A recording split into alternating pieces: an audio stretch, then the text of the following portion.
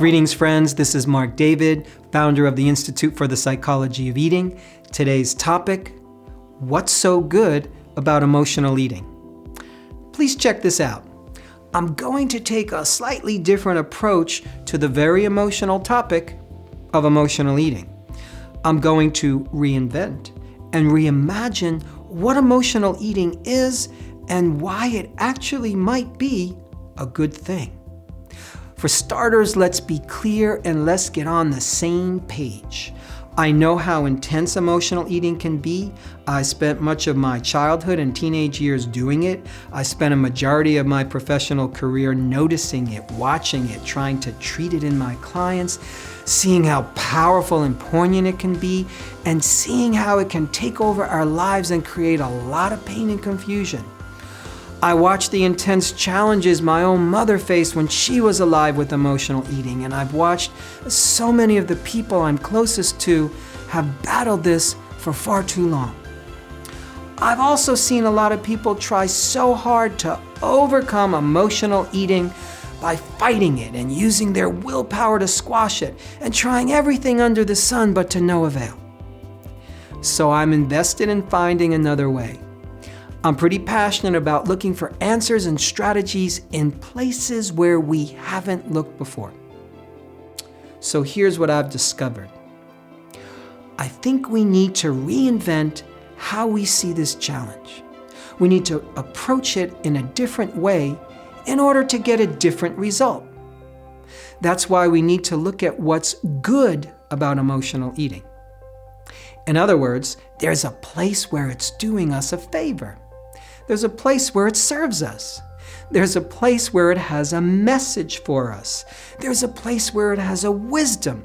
There's a place where it's trying to talk to us and communicate to us in its own unique language. There's a place where it's trying to get our attention. And because each one of us is very unique and a very interesting human being, it stands to reason that there are indeed as many reasons why one would emotionally eat as there are people who are emotional eaters. So we're not going to solve emotional eating right now. We're not going to fix it right now. And there won't be any magic formula that's going to take it away. Because emotional eating is way more interesting and complex than that. We need to listen to emotional eating on its own terms. If you can't control it, then you need to start listening to it, respecting it, being curious about why it's here. So what's good about emotional eating? What's good is that it's a teacher, and it's trying to teach us some important life lessons. So allow me to share some of these lessons, 3 of them to be exact. And I want you to see if any of these 3 common lessons that emotional eating might be teaching us apply to you. Lesson number 1, constant dieting and food restriction doesn't work. So many people are trying to lose weight, get in shape, fit into a certain dress size, shrink their body in specific ways, and the most common strategy to do this is eating less food. But because we live in a world where we are deeply conditioned to do certain eating habits that are scientifically outdated, a vast majority of people are calorie restricting, dieting, and limiting their nutrition. And the net result is the body becomes nutritionally depleted and the brain screams for more food. Oftentimes, such intense hunger drives us to overeat, to binge eat, and the result is it feels like I'm emotionally eating. But the problem is, our emotional eating had absolutely nothing to do with control and nothing to do with the fact that we're a moral or emotional weakling. The wisdom of millions of years of evolution is simply screaming through our nervous system, our digestive tract, and our appetite. And it's screaming, I'm hungry. And so we eat. So what's so good about emotional eating in this case? Well, it's doing its best to teach us that constant dieting and being imbalanced in macronutrients and being deficient in nutrition doesn't work. The survival features of our brain will almost always overpower us and take front and center when it comes to making sure that we don't starve. That's a good thing. So if you're the kind of person who calls yourself an emotional eater, and you're a dieter, and you're intensely trying to control your appetite, you may have found the reason for your out-of-control eating. It's actually being driven by your physiology. It's the wisdom of the body telling you that you need to make some course corrections. Now here's lesson number 2. You don't have a willpower problem.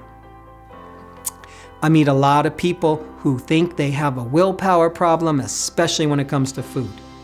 If I can only have more willpower, then I can control my appetite, control my hunger, and I will be on top of the world, lose the weight that I want to lose, and finally be happy. But as we've just seen, when we are unnaturally food restricting, the brain wisely screams hungry. It would be easy for us at this point to think we have a willpower problem. But the problem has absolutely nothing to do with willpower, and once again, everything to do with the natural, inborn, brilliant mechanisms that are the result of the wisdom of evolution. You don't have a willpower problem. And when we think we do, we're only setting ourselves up for more guilt and more shame and more self-abuse. Because when we constantly restrict our nutrition with the intent on losing weight, we're setting ourselves up for failure from a physiologic perspective. If having more willpower was the right strategy for managing emotional eating, it would have worked a long time ago. So once again, what's good about emotional eating? It's teaching us. It's teaching us that we don't have a willpower problem. It's asking us to look somewhere else. Here's lesson number 3. Fighting food never works. Chances are if you've labeled yourself an emotional eater, then you've likely decided that food is the enemy, and if we somehow figure out a way to fight food, which also means fighting our appetite, then we can somehow win. After all, when I emotionally eat, it's the food that seems to have all this power over me. It's my appetite that seems to drive me. If I can only get stronger, if I can only put up a better fight, if I can only be more powerful and more in control, then I'm going to be victorious in this war. Now, if this describes you or your clients, let me offer you this piece of advice. We can never, ever, ever find true happiness if we fight food and see it as the enemy. Eating is natural. Appetite is natural. The desire for food is natural. It's 1,000% essential for survival. This is non-negotiable. And to fight it is actually a hidden form of insanity. And I say that with a lot of love and understanding. But I want you to hear that it's crazy. You need food. If you fight food, then it's time to change your strategy. I'm willing to bet every dollar I have that if you call yourself an emotional eater and you try to overcome it by fighting food, then you have consistently failed in this unwinnable war. And oddly enough, that's why emotional eating is so good in this particular case. It's teaching us something. It's teaching us that we need to step into a more nourishing relationship with food. It's teaching us that we need to look in the mirror and re-examine how we're approaching the nourishment process. It's teaching us that we have to let go of the fight because the fight doesn't work. Nourishment does. Eating does. So again, my friends, this conversation we've started about emotional eating is just the beginning. It's not meant to take away your problem. It's meant to shine a light on it.